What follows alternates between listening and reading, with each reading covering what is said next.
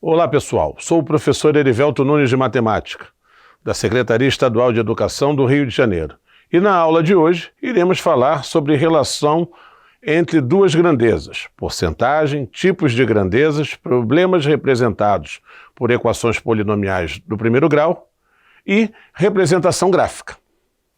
Falaremos inicialmente sobre o que entendemos sobre variáveis e sua representação.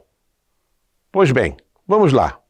Utilizando as variáveis para desvendar problemas relacionados a um valor desconhecido, representamos por símbolos ou letras. Na resolução de problemas que envolvem incógnitas, a linguagem matemática, muitos nos auxiliam, pois associamos a ela uma linguagem matemática, uma variável ou incógnita representada por uma letra ou símbolo qualquer, para depois então transformar as operações em problemas, que se tornarão sentenças matemáticas. Vamos verificar um exemplo. Sabendo que um número inteiro somado a 7 resulta em 15, determine esse número. Então, para resolver, passo a passo temos que inicialmente vamos escrever a sentença matemática, fazer a tradução do enunciado para a linguagem matemática. Teremos x mais 7 igual a 15. Agora, nós iremos passar o 7 que está no primeiro membro para o segundo com a operação inversa. E teremos a seguinte expressão, x igual a 15 menos 7. Agora basta resolver essa operação, para chegarmos à conclusão de que x é igual a 8. Vamos falar agora sobre porcentagem. Você sabe o que é porcentagem? Bem, porcentagem ou percentagem indica uma taxa ou proporção calculada em relação ao número 100, por 100. A porcentagem consiste em uma fração em que o denominador é 100 e é representado pelo símbolo percentual. Durante a história, o símbolo de porcentagem sofreu modificações chegando ao símbolo que conhecemos hoje, conforme vocês podem observar na figura ao lado. A porcentagem de um valor pode ser representada de 3 formas. A própria porcentagem, em forma de fração e em forma decimal. Devemos entender que uma porcentagem nada mais é do que uma razão ou divisão de um valor por 100. Conforme vocês podem ver no exemplo a seguir, que, utilizando o valor da tabela que fala que 15% de 48 pode ser escrito da seguinte forma. Então vejam, na forma de porcentagem, 15% de 480, na forma de fração, 15 sobre 100 vezes 480, e na forma decimal, 0,15 vezes 480. Para calcularmos a porcentagem de um valor, podemos de algumas formas, sendo a primeira indicada a regra de 3, sendo efetuado da seguinte forma. 480 é o valor total, o que é, em porcentagem, chamado de 100%. 15% é o valor que eu quero calcular, e o resultado, até o momento, é um valor desconhecido que vou chamar de x. Sendo assim, temos 480 está para x, assim como 100% está para 15. Então, multiplicando em cruz, eu tenho x vezes 100 igual a 480 vezes 15. 100x é igual a 7.200. X é igual a 7.200 dividido por 100, que é igual a 72. Se usar a segunda fórmula, basta fazer 15 sobre 100 vezes 480, que também obteremos como resposta 72. E se usarmos a terceira fórmula, temos x igual a 0,15 vezes 480, que também é igual a 72. Observe que, independente da forma de resolver, o resultado é sempre o mesmo. Vamos ver agora como se calcula porcentagem utilizando a calculadora. Observe a figura. Vamos calcular 36% de 2010. Então, observe que na calculadora eu digitei 210 vezes 36%. Ao fazer isso, eu deixei registrado os valores que eu quero operacionar na calculadora. Posteriormente, eu vou apertar o botão de igual e irá gerar o resultado, que é 75,60. Isso me indica que 36% de 210 corresponde a 75,60. Viu como é fácil utilizando na calculadora? Você pode, inclusive, utilizar a calculadora do seu celular para fazer essas contas. Vamos ver agora alguns problemas relacionados a grandezas proporcionais. O primeiro problema diz que a confeitaria Bolo Bom resolveu montar uma tabela para saber quantos bolos produz por hora que são preparados em uma semana de trabalho. Então observe a tabela, onde eu tenho as grandezas, horas trabalhadas e quantidade de bolos. Observe que nessa tabela eu tenho 3 incógnitas: Y, X e K. Para completar essa tabela, será necessário determinar o valor dessas incógnitas. Vejamos como será possível fazer isso. Então, o primeiro passo para descobrirmos a incógnita que falta é necessário descobrir a lógica ou fazermos uma análise proporcional. Assim concluímos que 3 está para 6, assim como 6 está para Y. Ou seja, conforme eu aumento o número de horas trabalhadas, proporcionalmente também aumentarei a minha produção. Então eu posso afirmar que essas grandezas são diretamente proporcionais. Assim, para calcular o valor de Y, eu tenho que 3 está para 6, assim como 6 está para Y, e multiplicando em cruz, terei que 3Y igual a 6 vezes 6, onde eu terei que 3Y é igual a 36, e Y será igual a 36 dividido por 3, logo concluo que Y é igual a 12 bolos. Para calcular Z, utilizo do mesmo princípio. 9 está para 18, assim como X está para 24. Dessa forma,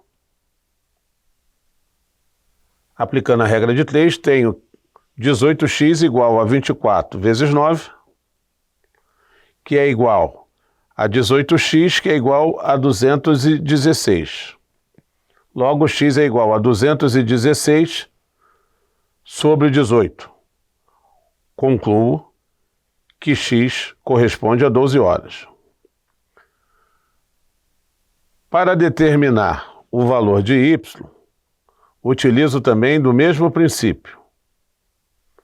E conforme você pode observar, eu terei que 12 está para 24, assim como 15 estará para cá. Assim, realizando a multiplicação em cruz, eu consigo chegar ao valor da quantidade K de bolos. Vejamos agora um outro problema. A lavadora de roupas de Pedro quebrou e não existem mais peças para o seu conserto. Por isso, terá que comprar outra nova. Pedro então resolveu fazer uma pesquisa de preços em lojas físicas e virtuais, procurando um modelo desejado com um preço mais adequado para o seu orçamento. Por isso, fez uma tabela inicialmente com os seguintes valores das parcelas. Observe a tabela. A tabela é constituída de 2 colunas, uma com o número de parcelas e outra com o valor das parcelas. Então, para 2 parcelas, o valor da parcela é R$900. Para 3 parcelas, o valor da parcela é R$600. Para 4 parcelas, o valor da parcela é R$450. E para 5 parcelas, o valor da parcela é R$600. Então, pergunta-se, Pedro pagará em grandeza inversa ou diretamente proporcional, e se ele decidir pagar em 5 parcelas, qual será o valor da parcela? Bem, vamos analisar a tabela. Analisando a tabela, é possível observar que, através dos valores dela, é fácil notar que eles não são proporcionais entre si, ou seja, essas grandezas são inversamente proporcionais, pois quanto maior o número de parcelas, menor o valor a ser pago. Então, para determinarmos o valor de x, temos que 5 está para 4, assim como 450 está para x. Aplicando a regra de 3, eu tenho 5 vezes x é igual a 450 vezes 4, que corresponde a dizer que 5 vezes x é igual a 1.800. Da mesma forma que 1.800 será dividido por 5, logo posso afirmar que para o plano com 5 parcelas, o valor da parcela será de R$ 360. Agora vamos falar sobre equação polinomial do primeiro grau. A equação polinomial do primeiro grau é uma sentença matemática onde existe uma incógnita envolvendo letras e números. É possível afirmar que a equação polinomial do primeiro grau é representada na forma ax mais b igual a 0. Vejamos algumas aplicações. Nesse primeiro exemplo, eu quero determinar o valor de x na equação polinomial do primeiro grau, 7x menos 9 igual a 5. Então eu passarei o menos 9 que está no primeiro membro para o segundo com operação inversa. Então terei 7x igual a 5 mais 9. Agora, somando 5 mais 9, terei que 7x é igual a 14. Isolando x, passo a ter que x é igual a 14 sobre 7. Assim concluo que x é igual a 2. Veja o exemplo a seguir. A Páscoa está chegando e Dona Kelly foi ao depósito de doce procurar promoções de chocolate para presentear seus sobrinhos e viu as seguintes ofertas. Veja a tabela. Chocolate Cacau do Bom, 5 barras de 100 gramas por R$ 30. E chocolate da Mumu, uma barra de 100 gramas por R$ 12. Daí, Dona Kelly parou para avaliar os preços e pensou: como o chocolate Cacau do Bom são 5 barras de 100 gramas por R$ 30, o chocolate da Mumu são cada barra de 100 gramas por R$ 12, posso montar uma expressão algébrica para comparar seus preços e para entender o que será mais lucrativo. Então, ela resolveu separar as informações, onde ela percebeu que a expressão para definir o valor de custo do Cacau do Bom seria 5C igual a 30.